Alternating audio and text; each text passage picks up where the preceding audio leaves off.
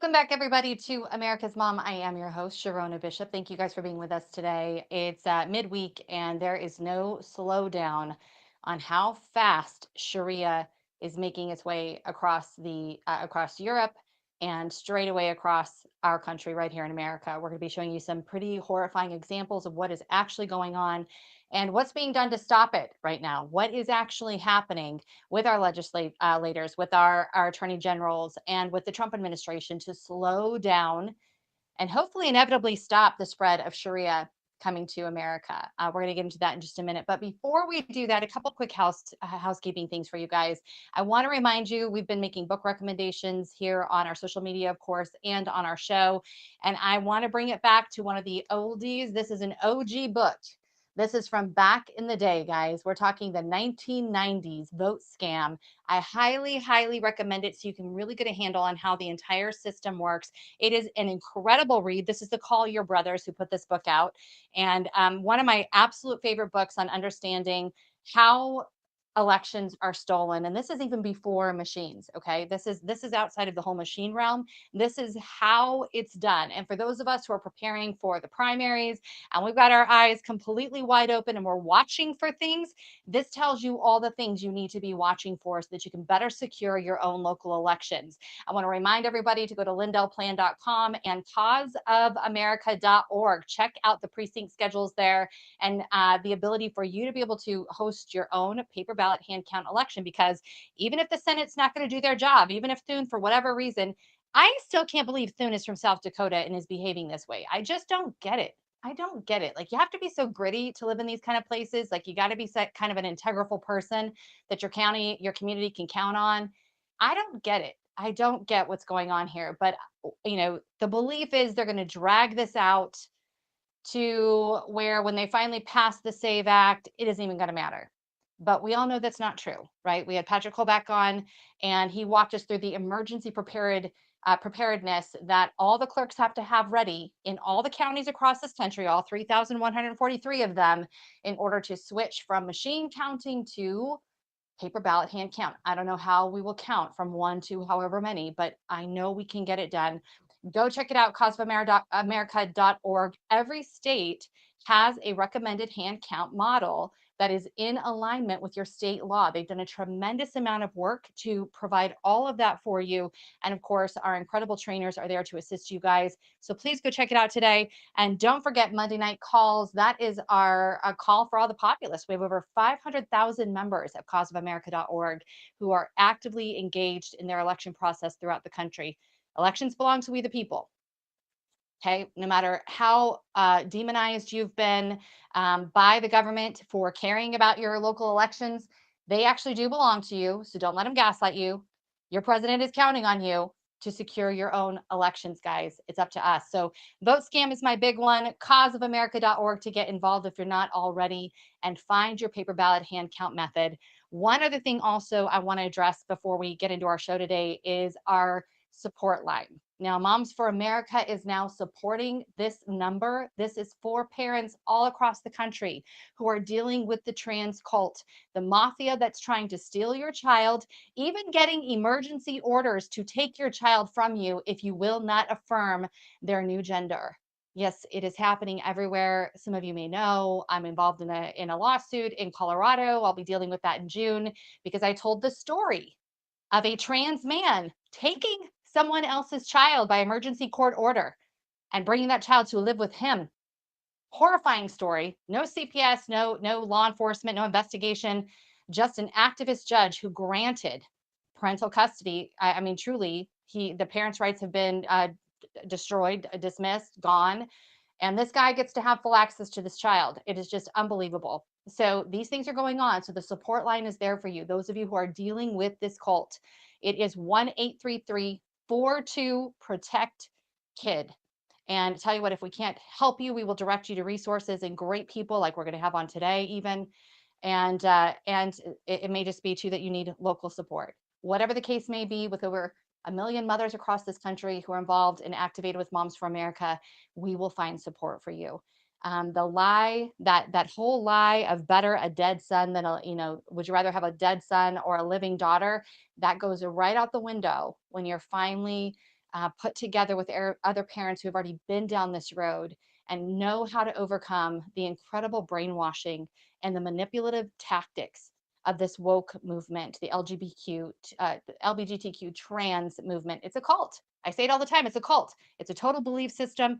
And we're here to help support great parents who are trying to do the best things for their children. And you're being gaslit every single day by these organizations that are a part of this.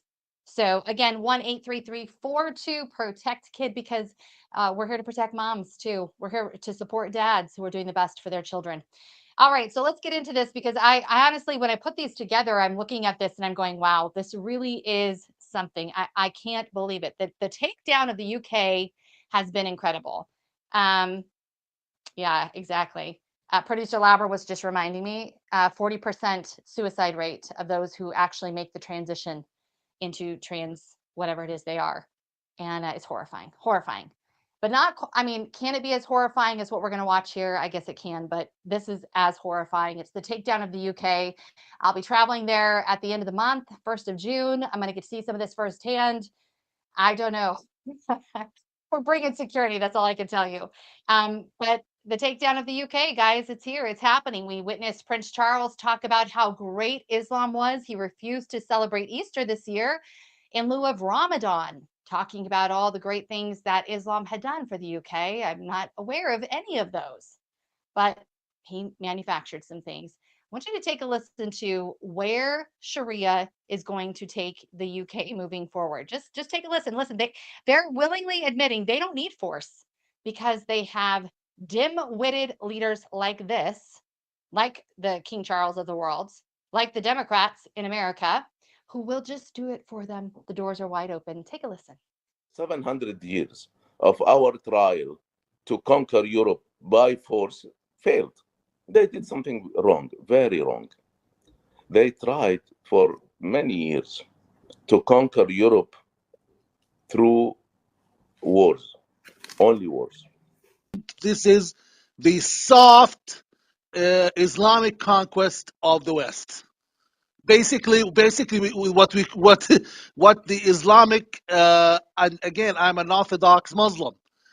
What we couldn't do in the last, say, 20 years, now the West is doing it for us for free and even paying for it. Allah permitted them to live off the infidel while they are subduing them. So it had sort of a parasitic type of attitude where they can live off of the host country, where their goal is to eventually eradicate the host culture and supplant it with. I mean, over 68,000 reports in London of knife attacks by Muslim men towards British men and women and children, by the way. And they're not interested in taking the Muslims off the streets who did that. Absolutely not. No, no, no. They're going to provide mental health services for children so they can cope with the PTSD. I mean, this is for real. This is actually what's happening over in the UK. We have opened the doors for this kind of nonsense, and to make it even more painful for those in the UK, not only do they have to deal with Sharia infiltration, with terrorist attacks on the daily, and being told they need to manage their mental health and just get over it. Digital ID apparently is rolled out today. Take a listen to King Charles laying it down for all the people. My ministers will also proceed with the introduction of digital ID that will modernize how citizens interact with public services. Meanwhile, here in America, guys, we are having our own problems, and I'm curious to see if this exact same play, if it plays out over here, the same show we're watching in the UK, if it plays out over here with Mamdani. If you missed his incredible speech, it was so uplifting, it was so connective, it was so memorializing for Islam. I mean, it was really the most proselytizing speech I've ever heard. And for those who are still screaming separation of church and state, well, I hope you're consistent, because your buddy Mamdani is trying to recruit all New Yorkers. Take a listen to his latest message. I think of the freedom from suffering that Buddhism teaches us is only possible if we remove the three poisons of desire, hatred, and ignorance from our daily lives. We need not accept suffering as unchangeable. We need not treat hatred as the natural state. We have the power to set ourselves free. And I consider my own faith, Islam, a religion built upon a narrative of migration. The story of the Hijrah reminds us that Prophet Muhammad sallallahu alaihi wasallam was a stranger too, who fled Mecca and was welcomed in Medina. Surah An-Nahl 1642 tells us, "As for those who immigrated in the cause of Allah after being persecuted, we will surely bless them with a good home in this world." Or as the Prophet Muhammad sallallahu alaihi wasallam said, "Islam began as something strange and will go back to being strange. So glad tidings to the strangers." If faith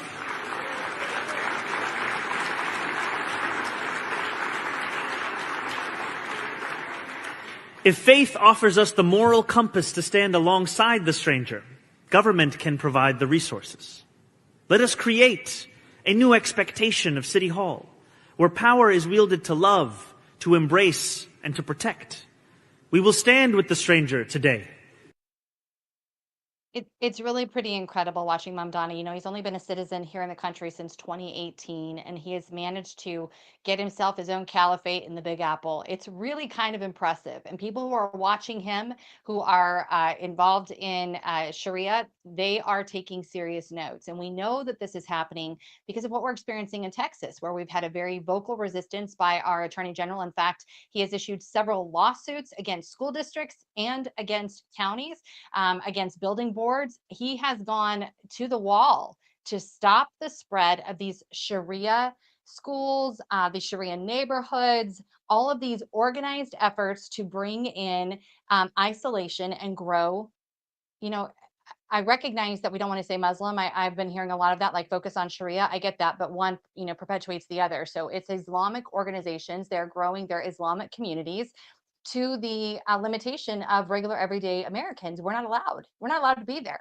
If you missed it this past weekend, Islamic Muslims, hosted a special event for themselves, and they did not want any other Texans allowed in there or American citizens to be allowed into their special event. And of course, thankfully, A.G. Paxton stepped in and said, "No, it's not how we do things here in the state of Texas. You cannot exclude other Americans from a public place." I tell you, it's hard though, because obviously they're using our own religious freedom laws against us. It's very evident. And at the end of the show today, I'm going to wait. I want to save it for the end. You're going to see a really brilliant explanation of how we deal with this as American citizens, because Sharia is more than just Islam. It's a political platform. It is a way of governance. It's societal, it's cultural, it's all of the things wrapped in one. Is how they govern their country, Sharia. And that's what we're not going to allow, because we already live under a constitutional republic. So you're going to hear a great analysis by a child. He's not really a child, a teenage boy here in Texas, out of Wiley, Texas. And you're going to be blown away by the way he's able to articulate how we stand against Sharia and what this difference is between just having a Muslim neighbor who's just living their lives, experiencing the American dream, versus the attempt to build their own, nation states within the state. That is what we're not going to allow. We're not going to stand for it. And here's the thing about it too. Before we bring our guest on, I want you to be thinking and understanding what's happening here in the state of Texas. Every time we have a Texas Board of Education meeting, okay, every time, Muslims are outnumbering Texans 4-1, 4-1. And they're bringing demands on the Texas Board of Education to change history. It's wild. And I wouldn't believe it had I not seen it for myself, but it's happening and it's shameless. And then the fact that we have Republicans who are joining them to bring false information to our students is just incredible. It's really incredible. So there's a political push definitely happening here in the state of Texas. We'll get into that in our second half of the show today. But really, keep your head on a swivel, right? We are not safe in anywhere. We always have to be being diligent. We always have to be paying attention. And I don't think anything is more evident than what just happened with the Southern Poverty Law Center and the incredible explosive truth that just came out of that, of what the Southern Poverty Law Center was actually doing. We've believed all these years that they've just been watching after crazy right-wing domestic terrorists, right? And they're just alerting us to the terrorists in our country who are racist, who are, bigoted, whatever it might be. Like, I don't know, Moms for America. Moms for America was labeled a terrorist organization by the Southern Poverty Law Center. Turning Point USA. Southern Poverty Law Center said they were a terrorist organization. All the while, according to this explosive new investigation by our own government, and if we can put that up, U.S. Department of Justice has said they have indicted. They've announced an indictment against the Southern Poverty Law Center, and for many, many issues, all including all at least all involving lots and lots and lots of money. Okay, lots of money. And I did think it was really interesting. I thought it was interesting, and I want to ask Brad Dacus about this. I thought it was interesting that Tim Cook resigned from Apple right as this was exploding because he was one of the #1 donors to the Southern Poverty Law Center. I was watching that and I thought, oh my gosh, Brad Dacus is joining us from the Pacific Institute Law Institute. Thank you so much for being with us on America's Mom. Thank you. I'm Sure, so it's glad that you're Pacific here with us. Justice Institute. Just a little correction there. Pacific Justice Institute. Thank you. Thank you. Pacific Sure. Justice Institute. And here's the thing, you've been covering this, you're tracking what's going on here. I just want to hear your thoughts right away. When you heard that the SPLC was finally being investigated by the DOJ, what'd you think? Yeah, I was very glad to hear that. We at the Pacific Justice Institute, along with Focus on the Family Research Council, Turning Point USA, have been on their hate list. It's an organization that's very dangerous. I think it's the most dangerous private organization in the United States because it feeds on hate and division in order to raise money. So it's both it's a racket. It's about using information to create more enemies, and at the same time, as has been alleged, to engage in wire fraud and other fraudulent activities in order to raise money from unsuspecting people who think they're somehow fighting some legitimate evil out there, like the KKK. No, it's quite the contrary, and we're standing up to it. Also, I just want to point out, I testified recently before the Texas State Board of Education myself regarding that Sharia law, and I can tell you, we have about 2/3 of that State Board of Education that's standing up against it, and we were very successful in my testimony to prevent that from being in the curriculum, just as a little side note. Well, and thank you very much. I didn't know that, Brad. So thank you so much for that because it Sure. really is mind blowing to me. I moved to Texas for a safe haven, come and take it, America's strong. And to see the infiltration of Islam and Sharia coming into the state with such aggressive force is really shocking to me. There's no shame. Right. Like they're not trying to hide what they're doing. It's very Right. evident that, they're okay with it. They don't think there's anything wrong. So thank you so much for standing up. That really plays into with SPLC. So if I can just kind of put this together, we have Sure. organizations that are defrauding the public. They created a false narrative that said there was still racism, there's still the KKK, Black people, white people are coming to kill you. They literally created these hostilities. What does the law say about a private organization that does something like that? What kind of justice can we have in America? Because again, if you guys all remember the Summer of Love, that was driven, we know now, by the SPLC. They were funding all of this fake, false outrage. Right. And they were allegedly giving money to the top of the list of these organizations, and not just a little bit, substantial amounts of money. And this wasn't a one-time incident. This was an ongoing standard operating procedure for this organization to create unrest, to create the perception of conflict and hate in order to raise money off of it. What can they do? Well, yeah, there's the First Amendment right to say all kinds of things. You can say messages of hate if you want to. That's protected by the First Amendment. Where it crosses the line, though, is where you engage in things like fraud. For example, wire fraud. That's not protected by the First Amendment. Or where individuals are told that they're giving money for X, but they're actually giving it for Y, and actually, when the Y is actually the opposite of X, that's what they're doing, and that's not protected either. We have consumer protection, consumer fraud that is involved in this. So I think that's what we're looking at. But there's even something more sinister as well. While they can create hate that others act upon, they cannot directly instill hate with specific action. So if they said, hey, the president's going to be in such and such place at such and such time, and it would be really great if someone could go out there and kill the president. Well, that's very specific, and they're inciting a specific harm, specific threat that is not protected by the Constitution of the United States. It's not protected at all, and so that's why we at Pacific Justice Institute are working so hard to be able to combat these kinds of terrible atrocities taking place, and that's why we're ready to stand by and contest the Southern Poverty Law Center. Brad, I want to point out the Unite the Right was that effort. That was, if I recall, that was South Carolina. That was they were all, I mean, we're talking $270,000. I've put on a lot of rallies in my life that didn't cost anywhere near that. I can't imagine what the expense was, except for that you were just paying people to be the face of this and recruit more people. I mean, we do rallies for, tens of dollars. It doesn't take thousands and thousands of dollars to put those together. 270,000 paid to them. 73,000 so far that we know of that were paid to paid to KKK members.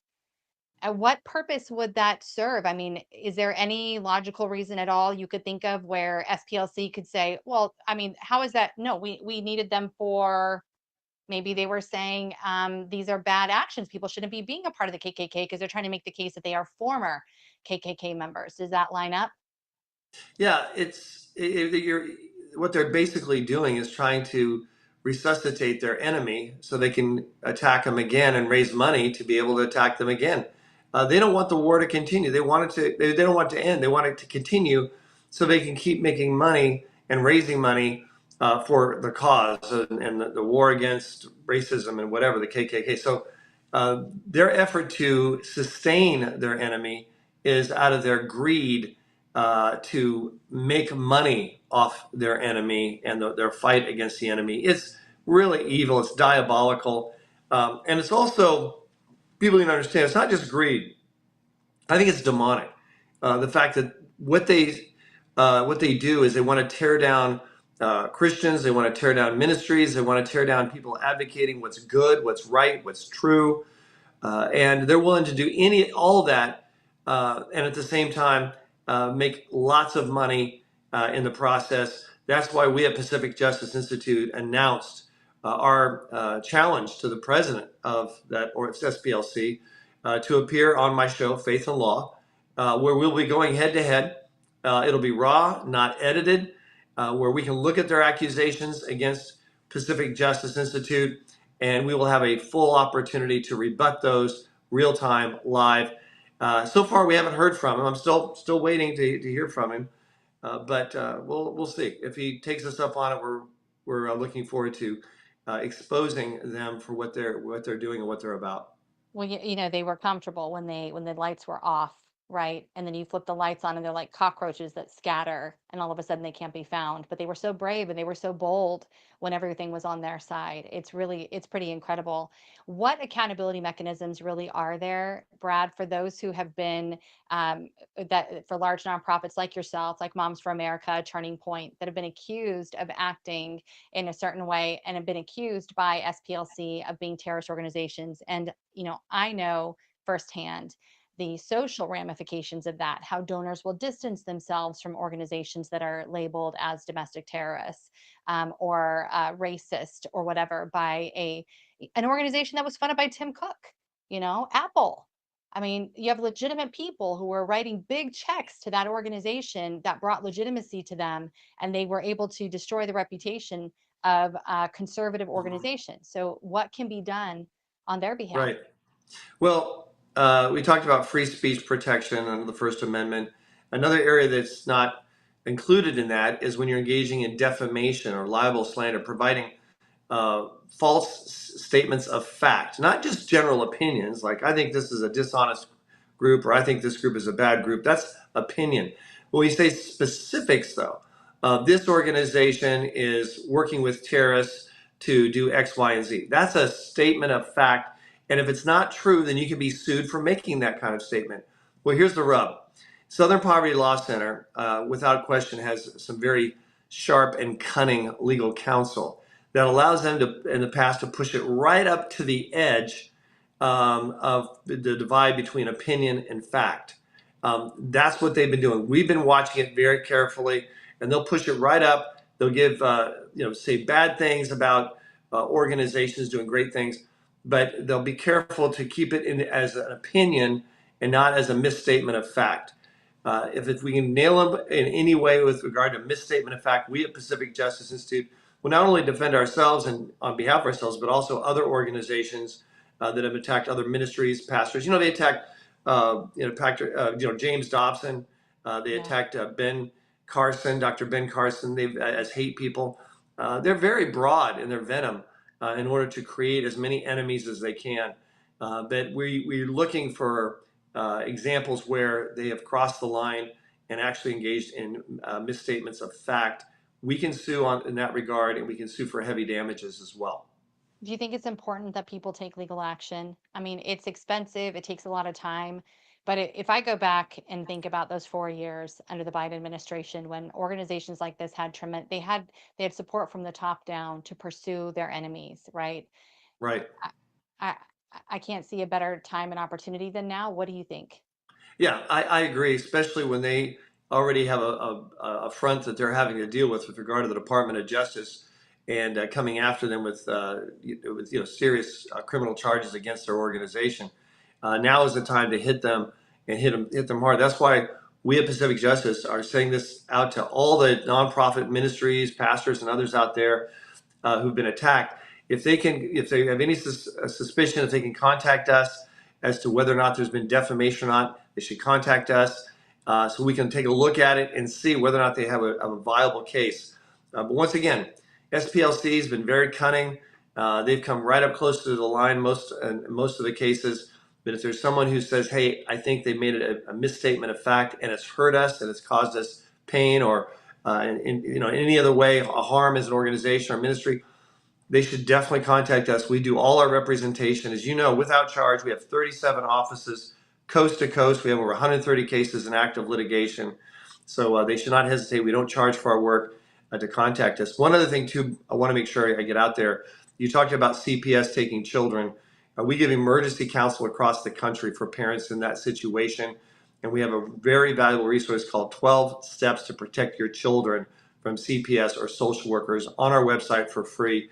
And I encourage every family to download that. And of course, we offer that resource along with all our other resources to anyone out there with your wonderful organization or in touch with your wonderful organization. We at PGI are 100% behind Moms for America, and we really love the work that you're doing. I really appreciate that. That has been a focus now for Moms for America is making sure that CPS is no longer receiving federal funding until that system is cleaned up. And really, I mean, I'd love your opinion on this too. I know we've just got a couple minutes, but on as far as CPS being funded federally, because state to state it's so different anyway. What is your take on the structure of Child Protective Services across the country? Yeah, thank you for asking that. The problem is like Oliver Twist is of the modern era. It's a huge crisis. What we found is that states, they get federal dollars for every child they take, over $10,000 per head. So you have a county agency, and they know for every child they take, they're going to get $10,000 just from the federal government alone. And there's no restrictions. So there's no requirement for audio or videotaping of the when they're interviewing a child. It's just whatever the social worker claims that the child said. I've caught them lying before in court, myself personally. So social workers, it's very, very dangerous. The whole system rewards taking children, not keeping children with families, not restoring the situation. So we at Pacific Justice, we encourage people to contact their legislature. I've talked to people in Washington myself, trying to push for legislative reform. But it's real important. Some are hesitant to have federal restrictions. Well, if you don't want federal protections, then get rid of the money and stop having federal money. Either one or the other. Either have civil rights protections of parents and families with great adequate due process as a contingent of getting the money, or federal government stop sending the money and force states to be frugal and have to prioritize properly instead of just having a willy-nilly take as many kids as you can and you're going to make lots of money from the federal government. That has got to come to a halt. It was really shocking to me as an American citizen to realize that they're funding a non-mandate. This is not even a law anymore. It expired, and yet it's been unchecked. I mean, this is really why we need DOGE. We need some kind of auditing to be happening with how this Yes. money is being relegated across the country. Your work is so important, and I've again had the pleasure of talking with you about the weaponization by our government towards parents and the incredible work that you're doing. I just want people to know you're on X, of course, and they can find you just about anywhere. Is there anywhere specifically you want them to go to today to check out Yeah. more? We have so many parents that reach out to us about CPS specifically. How can they Yeah. find you? They should definitely go to our website, which is just 3 letters, PJI for Pacific Justice Institute, pji.org, pji.org, and look for that article specifically, 12 Steps to Protect Your Children. We also have customized opt-out forms for parents who have children in public schools. That is a no-brainer as well. They should take advantage of both of those. Very, very helpful. Very helpful. Thank you so much for being with us on America's Mom. Appreciate you. And take it to them. I will be there watching that on the front row. I want to see SPLC get theirs. So deserving. Ditto. I agree. Thank you so much. Wow. Thank you. In the weeks and the months to come, as we're working with HHS right now to figure out how those funds should be diverted away from CPS across the country, please be joining with us and paying attention to this issue. We will have public calls for dialing and for emails and for letters and testimony coming up very soon. So be paying attention to this issue. And if you have found yourself in that situation, pji.org, Pacific Justice Institute. Go check them out and reach out to them. One thing I found with their firm is that they are very quick to respond. Even before I knew Brad, very quick to respond to let us know what was going on, what they could do or couldn't do. So you will get a response. Make sure you reach out to them. I know so many of you are dealing with this and you really need support. So please reach out to them. So moving right along with our day today, I want to come back to our initial conversation about Sharia and what's happening across the country, because it's interesting too when we think about how we want our children to be raised. What's the culture in America? Right now, one of the directives at HHS is to write down what child abuse is not. Create a list of what is not child abuse. And gosh, that list should be so lengthy, but I don't even know that I would trust something like that coming from the federal government. But I can't imagine with some of the practices that go on within Islamic culture that we would agree to those in American culture. So I think it's going to get very interesting as we start really looking at the differences and distinctions and being honest about those and how they just do not align with American values. And we cannot tolerate that here in our country. You know, it's why we want people to go through the proper process of becoming a US citizen so they know our culture, know our history, understand the sacrifices to have this country, and then can integrate within our republic. That's what we want. But what we're finding with Islamic Sharia is they're not integrating. They're creating their own communities. They are literally segregating themselves from everyone else. And because they have this tradition of taking over where they move to, it's got people very, very nervous, obviously, and very concerned. And so we understand that.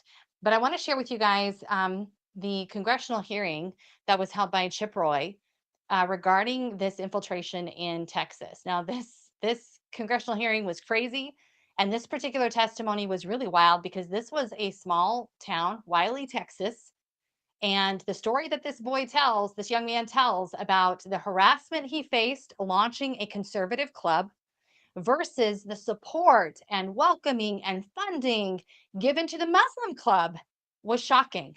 But it gets even more unbelievable. So let's take a listen. This just happened in February right here in Texas. Take a listen. I will now recognize Mr. Hunter Lopez for his 5 minutes. Chairman Roy, Ranking Member Scanlon, and distinguished members of the subcommittee, thank you for the opportunity to testify today. My name is Marco Hunter Lopez. I am a 16-year-old sophomore at Wiley East High School in Wiley, Texas. I've been invited to speak regarding an incident that occurred on February 2nd on my campus in a widespread effort across Texas and the nation. Last year as a freshman, I founded the Republican Student Club because I wanted to foster a space for students who share the same values. What should have been a simple act of student leadership became a prolonged battle against school administrators who treated my group differently from every other club on campus. On August 16th of 2024, we met every requirement: 10 members, a teacher sponsor, in a room. Other groups, including the Muslim Student Association and organizations supporting gender-affirming ideology, were approved without issue. Our club was denied for being political in nature. Administrators first claimed a district-wide policy against political clubs. Then, after weeks of emails requesting the policy in writing, they admitted it was simply how they felt. Only after more than a month of emails, pushback, and enormous efforts were we approved. Even then, we faced hostile scrutiny. Principals were caught taking down our approved posters while I was out of town. I have a documented timeline of specific instances of an unfair treatment, being pulled into the principal's office, cornered, and talked down to. After we hosted two guest speakers last year, the principal tried to impose new rules on the fly. My father even had to help create a guest speaker form to protect me as a minor.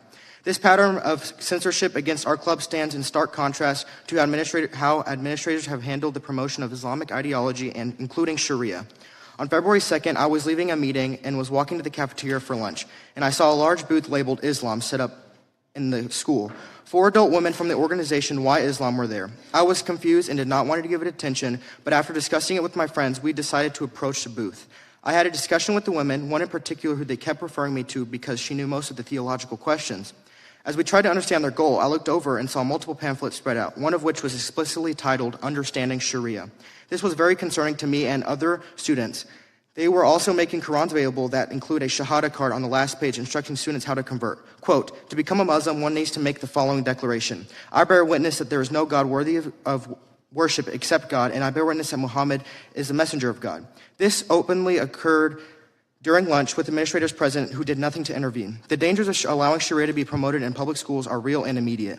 Sharia is not simply a personal religious observance. It is a comprehensive legal and political system that includes unequal treatment, restrictions on free speech, harsh punishments, and fundamental incompatibility with the U.S. Constitution, Texas law, and American values of individual liberty and equality. Handing out materials that present Sharia favorably to minors during the school day without parental approval risks normalizing ideas that undermine the very principles our public schools are supposed to uphold. This is not neutral education. It is ideological promotion under the guise of diversity and inclusion. The contrast with my own club could not be clearer. While the Republican Student Club faced denial, censorship, poster removal, and hostile oversight, an outside organization was giving easy access to distribute Sharia-related materials directly to students. Administrators not only allowed it, they actively promoted Islamic events. The principal has enthusiastically participated.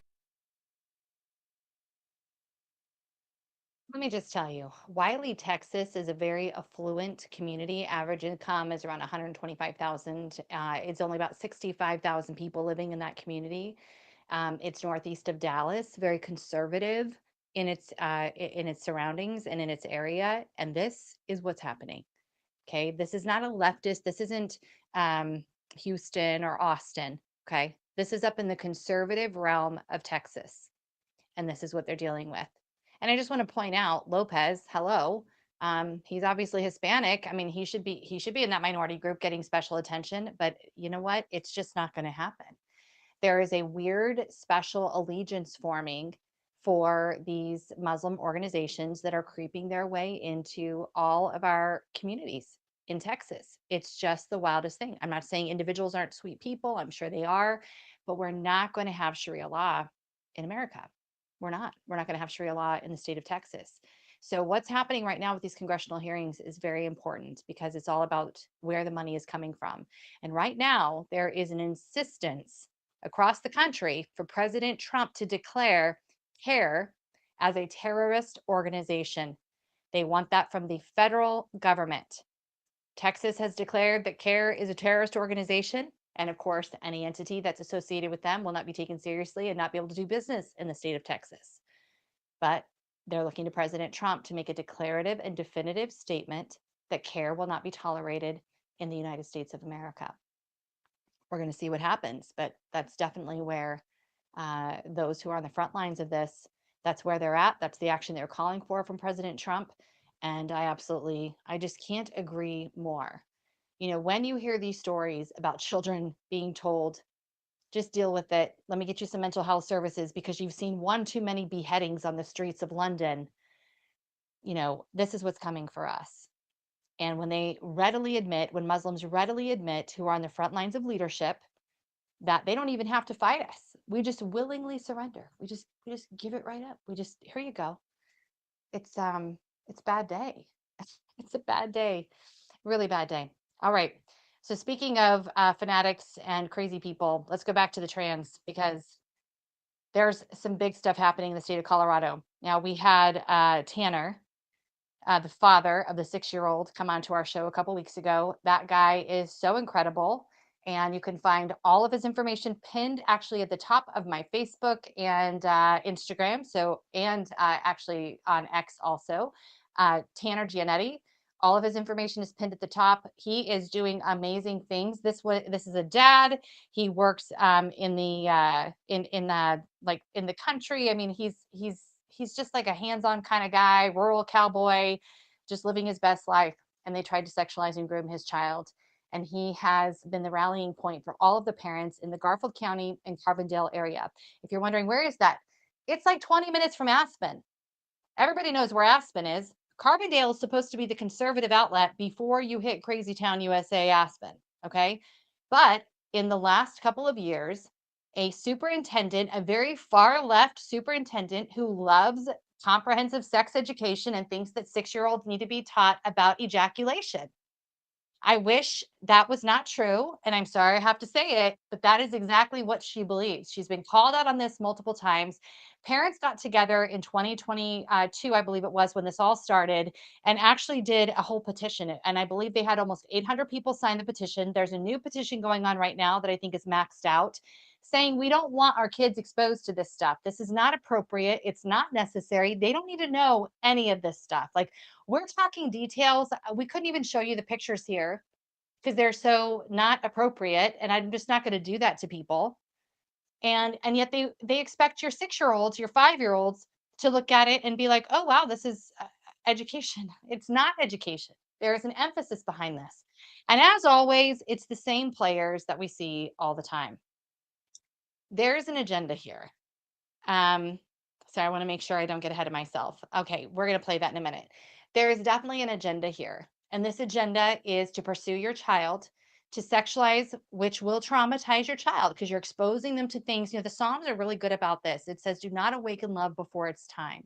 And the idea is there is you're not introducing sexual content or ideas to children, because it puts them on a path too early that will eventually lead to their destruction. I've worked with youth for over 20 years. My husband was the chaplain at Division of Youth Corrections in Mesa County, Colorado for 17 years.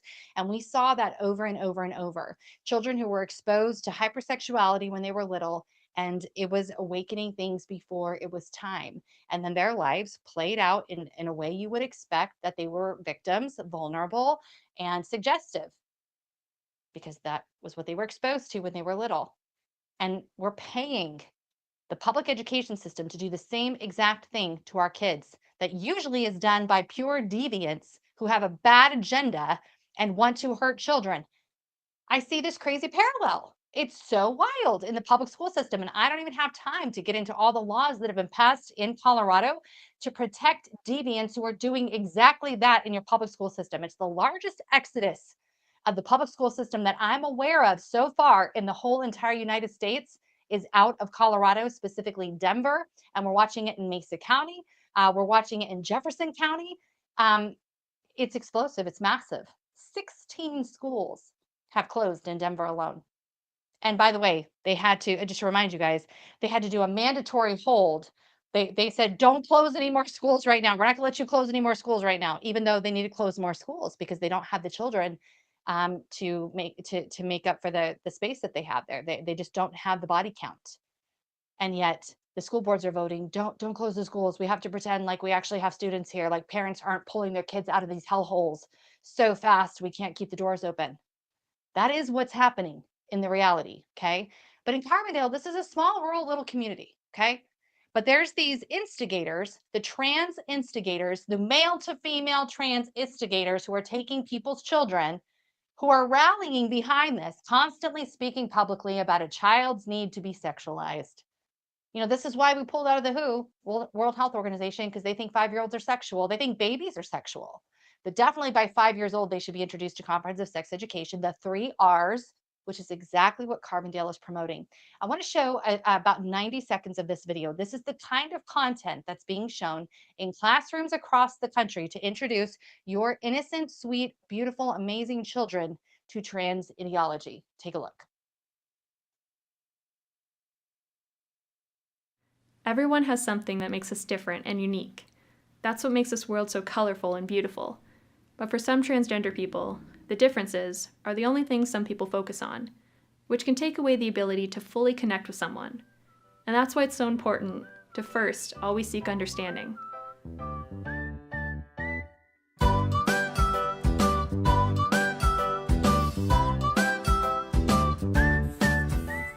I am going to draw the hugest spaceship that has ever been built, and it's going to deliver pie super fast, whenever you want it.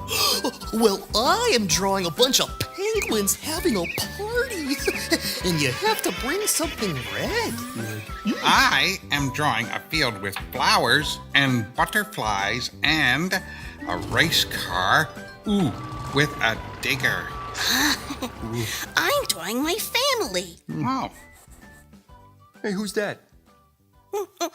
Well, that's me, and my mom, and my brother, and my Mama Elliot. When'd you get a second mom? Well, Mama Elliot is actually my dad, but she's now Elliot with a she. Mama Elliot is transgender. What does transgender mean? Well, transgender means that Transgender means that you're mentally ill. That's what it means. It means you're mentally ill and you need mental help. And instead of us accepting it like we've been doing because we've been afraid of the trans mafia, we should reject it totally and completely and not allow men who are insane, who are mentally ill, who want to dress like women anywhere near our children. I triple down on that. Women dressing like men, pretending to be men, who think they're men, nowhere around our children, period. I have never allowed mentally ill people, and by the way, I have a family member who is mentally ill, sweet as can be, but I never, ever, ever let her be around my children. You know why? Because she wasn't safe. She wasn't safe. She had a mental illness, and we loved her. Us adults love, take care of her. Yep, but not my children. And what we're experiencing, what the people of Carbondale, the people in Colorado, people in California, people who are being forced to accept this trans mafia mental illness, what it is doing to their communities is unbelievable, especially when you consider how drastically and how aggressively the rural communities have been targeted by this trans agenda. They specifically hit the most God-fearing, family-oriented, good values, common sense, because there's tons of animals and you know that 1 + 1 = 2. You know what's a man and what's a woman. And there's not a lot of confusion there because you won't survive, okay? These people have targeted those areas. So there's going to be a very, very important meeting tonight happening in Carbondale, Colorado. It is the school board meeting tonight at 6:15 p.m. Mountain Time. I have posted it on all of my socials. I'll add it to X after we're done here today, but it is on my on Facebook right now, America's Mom on Facebook. Go find it pinned at the top so that you know where to be. If you are anywhere in the area, please drop whatever you were going to do and show up for this meeting. You don't need to speak. Just be there to support these parents who have been fighting for the innocence of their children. Because the reality is, if we don't do it, then the trans mafia wins by default. These hyper-educated people like, what is her name? Anna Scott. Let me just make sure what her name is. These super hyper-educated people who try to tell us, Anna Cole, thank you. Anna Cole, she's the superintendent of Roaring Fork School District. She has voluntarily chosen to subject 3-year-olds to 4th grade to radical and bizarre gender studies curriculum. Parents pleaded and they voted overwhelmingly not to adopt this perverse and anatomically inappropriate material for kids. She ignored them and she did it anyway. Then the teachers tried to hide it from the parents by putting an opt-out form in the mix of a whole bunch of other papers, giant stack all these kids take home to review. Every child will participate in this extreme sexual education unless the parent has, quote, opted out. If they don't see the form and they don't mark it, your child is automatically in.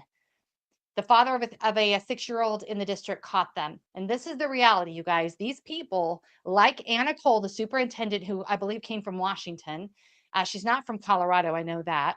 I've got it in here somewhere on this post. You'll be able to find it there. She's not from Colorado, obviously. She does not share their values. She has no problem sexualizing kids and ignoring the taxpayers. She is not changing her mind on exposure or inappropriate material to children. She is a pro, by her own words, a pro DEI superintendent, and she does not care about the desires of the parents over their own children. She is taking a firm stand, and tonight is expected to be a very, very big night. She is going to move forward with adopting the curriculum, is what we are told. And we want as many people from the community to just be there, to have their presence show that they do not agree with this. And then, of course, obviously, when she does this, and she, you know, this becomes the law of the school. We're going to do 3 R's, whether you like it or not. We call on these parents to pull their children from the schools. Pull your kids out, because even if you have a favorite teacher, even if you have somebody that you like there, 85% of these teachers are Democrats.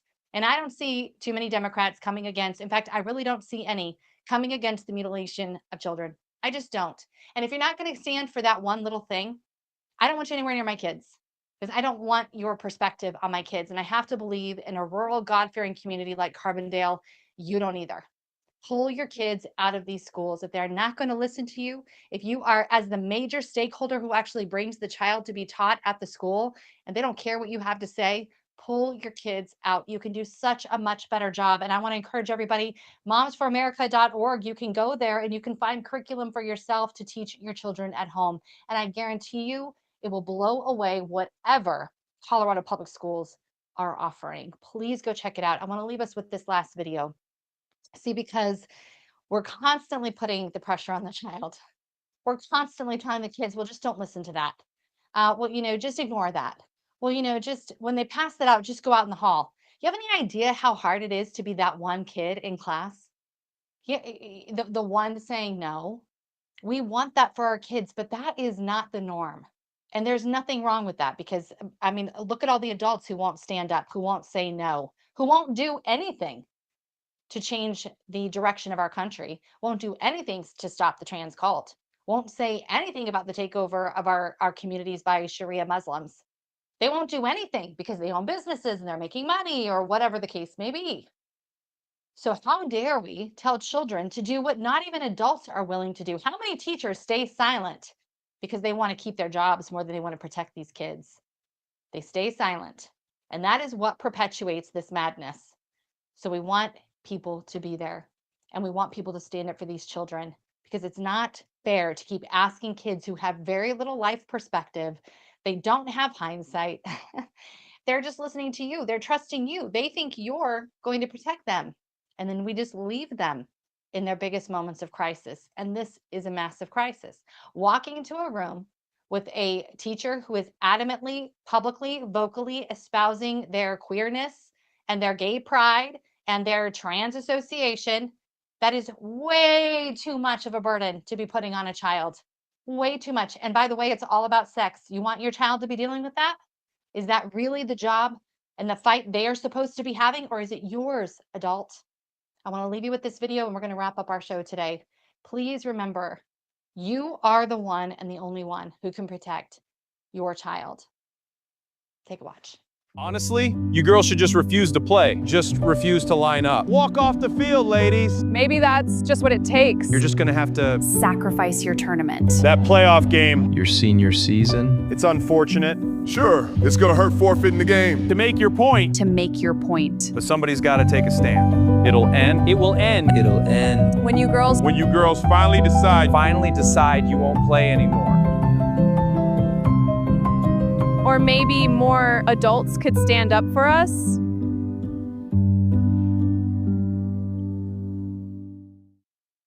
Thank you for being with us today on America's Mom. We'll see you guys back here on Friday.